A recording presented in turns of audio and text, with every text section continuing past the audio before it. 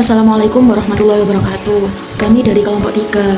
Saya Harisma Dewi Masyito dan rekan saya Yuliana Rahmawati. Di sini saya akan menjelaskan tentang bab 6, yaitu belajar melalui media visual. Yang pertama ada konsep dasar visual. Definisi pentingnya yaitu yang pertama literasi visual, kemampuan untuk membaca dan memahami gambar. Yang kedua ada kecerdasan visual spasial, yaitu peka terhadap warna, bentuk, dan ruang. Yang ketiga ada gaya belajar visual, orang yang lebih mudah memahami kalau disajikan dengan gambar dibanding dengan teks. Jadi kita perlu paham bahwa setiap orang punya gaya belajar masing-masing. Kalau visual itu cenderung lebih cepat, paham kalau informasi disajikan secara gambar. Jadi media visual itu mendukung pembelajaran yang lebih cepat difahami dan diingat. Selanjutnya ada manfaat media visual. Ada 5 manfaat utama, yaitu yang pertama meningkatkan minat belajar. Karena belajar itu jadi lebih menarik dan tidak membosankan. Yang kedua memperkuat daya ingat. Visual itu mudah diingat karena otak menyimpan gambar itu lebih lama. Yang ketiga ada memberi kepuasan belajar.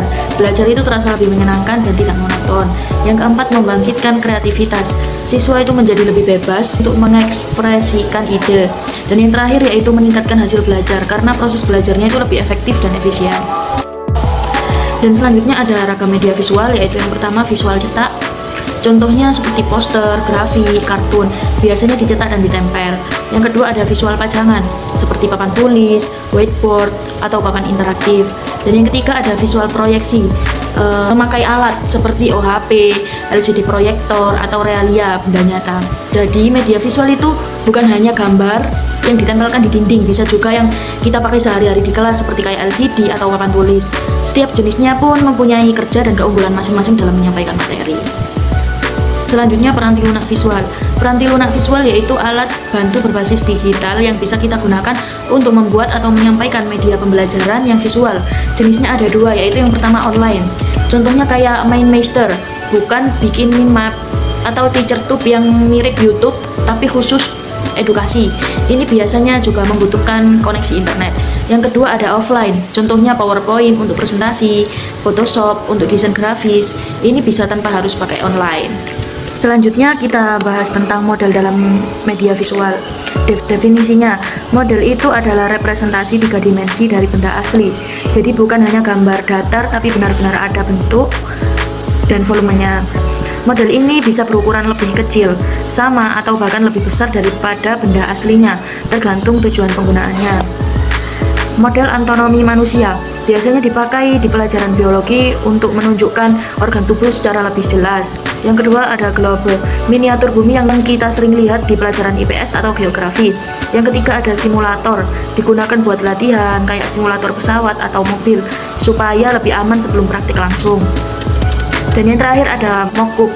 Ini model sederhana dari alat atau benda kompleks. Contohnya model rakitan pesawat, biasanya dipakai dibuat simulasi atau presentasi teknis.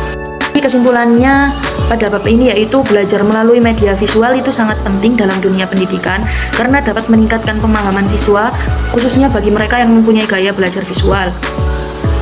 Media visual melatih literasi visual dan kecerdasan spasial dengan cara menyajikan informasi secara menarik melalui gambar, grafik, atau tampilan visual lainnya. Ada banyak manfaat dari media visual seperti meningkatkan minat, daya ingat, kreativitas, hingga hasil belajar.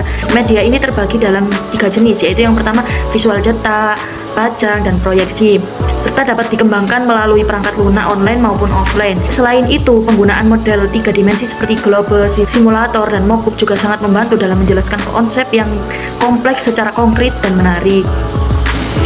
Selanjutnya saya akan menjelaskan pada bab 7, yaitu integrasi teknologi informasi dan komunikasi dalam pembelajaran. Yang pertama, landasan hukum. Instruksi Presiden nomor 6 tahun 2001 mengenai pengembangan telematika menekankan pentingnya pemanfaatan teknologi untuk memperluas jangkauan dan kualitas pendidikan dengan melibatkan sektor swasta dan kerjasama internasional. Pendidikan berbasis TIK harus diterapkan sejak dini di semua jenjang pendidikan secara bertahap. Yang kedua ada landasan teori, yaitu secara teori ada 3 yang mendasari integrasi TIK ini. Yang pertama, teori Computer Mediated Communication, yaitu CMC, komunikasi yang dibantu dengan teknologi. Yang kedua, teori difusi inovasi yang menjelaskan bagaimana teknologi menyebar dan diterima oleh masyarakat. Dan yang ketiga, teori komunikasi, yaitu membahas peran komunikasi dalam proses belajar mengajar. Selanjutnya yaitu konsep dan urgensi TIK. Teknologi informasi itu adalah penggunaan alat elektronik terutama pada komputer dibuat untuk menyimpan, mengelola, dan menyebarkan informasi, baik berupa teks, angka, atau gambar. Urgensinya di dunia pendidikan itu sangat besar, apalagi karena sekarang semua serba digital. Yang pertama ada e-learning, bentuk pembelajaran online pakai platform digital, kayak kita kuliah lewat Zoom, itu termasuk e-learning. Yang kedua ada sumber belajar digital TIK, menyediakan banyak akses ke bahan belajar. Contohnya bisa mencari referensi di YouTube Edu atau e-book. Dan yang terakhir kolaborasi dan komunikasi teknologi. Ini memungkinkan siswa dan guru berinteraksi real time. Misalnya pakai Google Meet dibuat untuk diskusi kelompok atau kirim tugas lewat WhatsApp. Selanjutnya yaitu strategi integrasi TIK dalam pembelajaran. Ada beberapa langkah strategi yang perlu dilakukan, yaitu yang pertama menentukan keuntungan relatif dan teknologi, yang kedua menetapkan tujuan dan penilaian pembelajaran, yang ketiga merancang strategi integrasi, yang keempat mempersiapkan lingkungan pembelajaran, dan yang terakhir mengevaluasi dan merevisi teknologi. Proses ini mengikuti teori difusi inovasi juga, yang menyarankan untuk terus-menerus mengecek apakah strategi yang kita pakai itu sudah berhasil atau perlu diperbaiki lagi. Yang terakhir, upaya mengatasi kendala integrasi. Yang pertama ada pelatihan buat guru dan tenaga pengajar. Yang kedua, pengembangan materi pembelajaran berbahasa Indonesia. Yang ketiga, peningkatan kemampuan bahasa Inggris. Yang keempat, pemerataan akses internet. Karena tidak semua guru itu terbiasa memakai teknologi, jadi pelatihan itu sangat penting. Jadi kesimpulannya pada bab ini yaitu integrasi TIK dalam pendidikan itu sangat penting buat untuk meningkatkan mutu pembelajaran. Dengan TIK kita bisa belajar dengan cara yang lebih luas, fleksibel dan efektif. Tapi tetap ada tantangannya seperti instruktur, kesiapan guru, dan akses internet. Jadi perlu strategi yang sangat matang dan berkelanjutan supaya hasilnya benar-benar maksimal. Selanjutnya yaitu bab 8.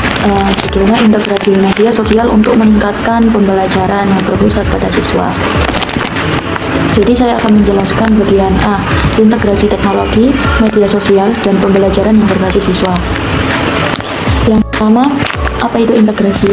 Integrasi teknologi adalah penggunaan teknologi dalam proses pembelajaran untuk membantu siswa menggunakan keterampilan komputer secara bermakna dan fokus pada pengembangan komunikasi, lingkungan belajar, dan budaya digital. Integrasi di sini maksudnya adalah menyatukan teknologi ke dalam proses pembelajaran, bukan hanya sebagai pelengkap, tapi menjadi bagian yang penting untuk mendukung aktivitas belajar. Misalnya siswa tidak hanya menggunakan laptop untuk mengetik tugas, tapi juga untuk mengeksplorasi materi, membuat konten, hingga bekerja sama secara daring. Yang kedua, model difusi inovasi. Difusi adalah proses penyebaran inovasi dalam sistem sosial. Kalau inovasi itu ide atau alat baru yang dianggap bermanfaat. Ada 6 tahapan integrasi teknologi. Yang pertama, akses pengetahuan teknologi pedagogiki.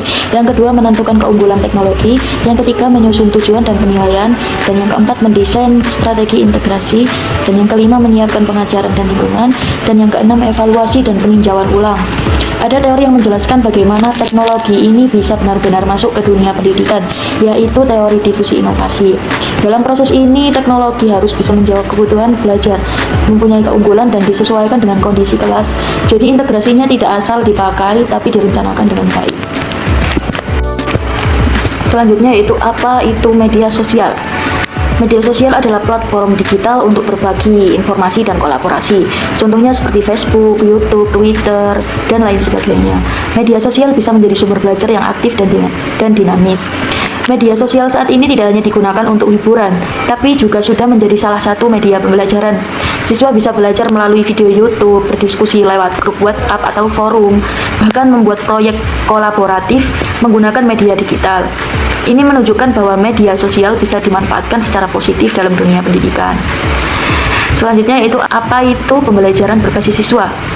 SCL, Student Centered Learning, yaitu pendekatan yang fokus pada siswa. Siswa aktif membangun pengetahuannya sendiri, dan guru berperan sebagai fasilitator, bukan pusat utama, untuk mendorong kerja kelompok, umpan balik, dan evaluasi diri. Jadi pembelajaran berpusat pada siswa ini mendorong siswa untuk lebih mandiri, aktif, dan kritis dalam belajar. Guru tetap penting, perannya lebih ke arah mendampingi dan mengarahkan. Pendekatan ini memberi ruang bagi siswa untuk berkolaborasi dan mengeksplorasi materi sesuai cara mereka sendiri. Saya Yuliana Rahmawati. Di sini saya akan melanjutkan penjelasan dari Mbak Risma bab 8, mekanisme integrasi dan penerimaan media sosial. 1.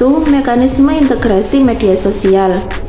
Ada interaksi dosen dengan mahasiswa menggunakan media seperti Weblog, YouTube, Facebook, dan Skype digunakan untuk komunikasi dan pembelajaran digital.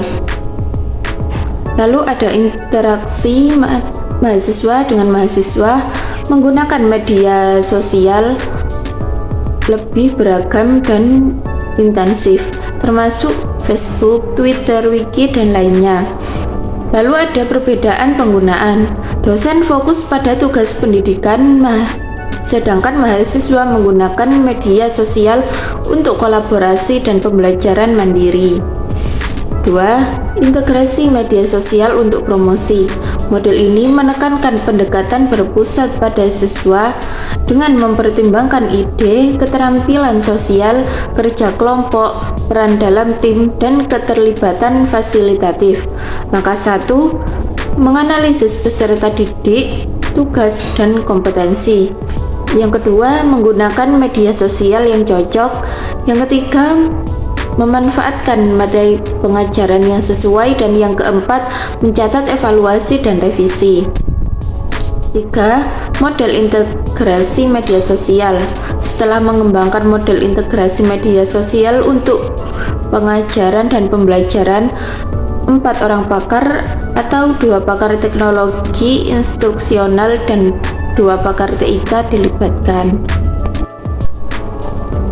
Selanjutnya, bab 9, Blended Learning, pembelajaran online dan tatap muka.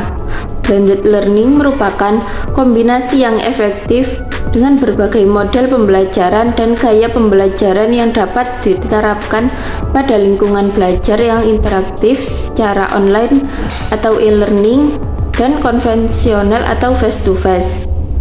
Penggunaan sumber-sumber belajar blended. A. Penggunaan dalam proses pembelajaran. Pengamatan pembelajaran menggunakan instrumen yang mencakup peristiwa belajar berdasarkan teori Gagne yang dibagi menjadi 3 kegiatan pembelajaran. 1. Kegiatan awal, 2. Kegiatan tengah, 3. Kegiatan akhir. Ini adalah contoh gambar sumber belajar yang digunakan adalah kombinasi antara sumber belajar tradisional dan online. Ada silabus, buku teks, e-book, dan email. B. Jenis sumber belajar blended. Terdapat 2 jenis sumber belajar yang digunakan dalam mata kuliah teknologi pembelajaran, yaitu 1. Bahan cetak tradisional atau konvensional. Ada buku teks, modul pembelajaran, lembar kerja, handout, artikel, surat kabar, poster, dan komik. 2. Bahan non-cetak, bahan elektronik, yaitu berupa e-book, e-jurnal, weblog, peralatan elektronik, email, mailing list, Facebook, dan lain-lain. Desain bahan pembelajaran blended. A. Struktur bahan pembelajaran cetak terdiri dari pokok bahasan, tujuan pembelajaran, uraian materi, subpokok bahasan, latihan, ringkasan, tes formatif, glosarium, dan bahan bacaan. B. Konten bahan cetak mengacu pada kurikulum Fakultas Tarbiyah dan Keguruan yang terdiri dari 3 modul. Modul pertama, pengenalan media dan teknologi pembelajaran. Modul kedua, jenis dan karakteristik media serta teknologi pembelajaran. Dan modul yang ketiga, pengembangan dan pemanfaatan media dan teknologi pembelajaran. C. Integrasi bahan non-cetak dilakukan melalui pencarian sumber belajar online sesuai subpokok bahasan. tugas terstruktur dan tidak terstruktur dengan pemanfaatan internet untuk akses dan pengumpulan tugas.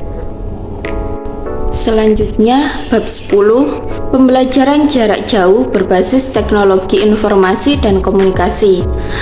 Pembelajaran jarak jauh atau PJJ adalah bentuk pendidikan formal yang menggunakan teknologi komunikasi untuk menghubungkan pendidik dan peserta didik yang berada di tempat yang berbeda secara geografis. Komponen utama PJJ adalah 1. Institusi pendidikan yang menyelenggarakan program pembelajaran secara formal. 2. Pemisahan tepat antara pendidik dan peserta didik. 3. Penggunaan sistem komunikasi dua arah atau interaktif.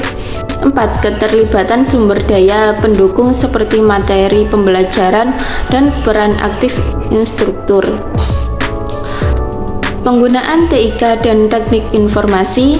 Penggunaan teknologi informasi dan komunikasi atau TIK dalam pembelajaran jarak jauh memiliki beberapa kelebihan, yaitu meningkatkan fleksibilitas pembelajaran, memungkinkan akses ke sumber belajar online yang luas, dan meningkatkan kemandirian peserta didik dalam mencari informasi. Namun masih terdapat beberapa tantangan seperti pemanfaatan fasilitas TIK yang belum merata, perlu penyelarasan pola komunikasi antara pendidik dan peserta didik. Pengembangan TIK untuk pembelajaran jarak jauh.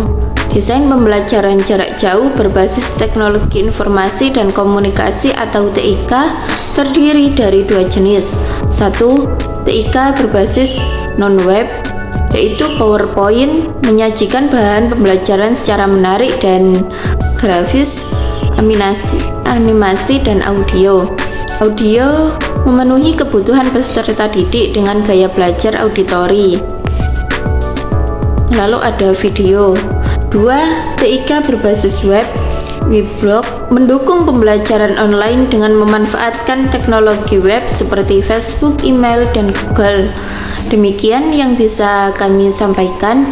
Kami mohon maaf apabila ada salah kata. Di sini saya Yuliana Rahmawati dan rekan saya Karisma Dewi Masyito mengucapkan terima kasih.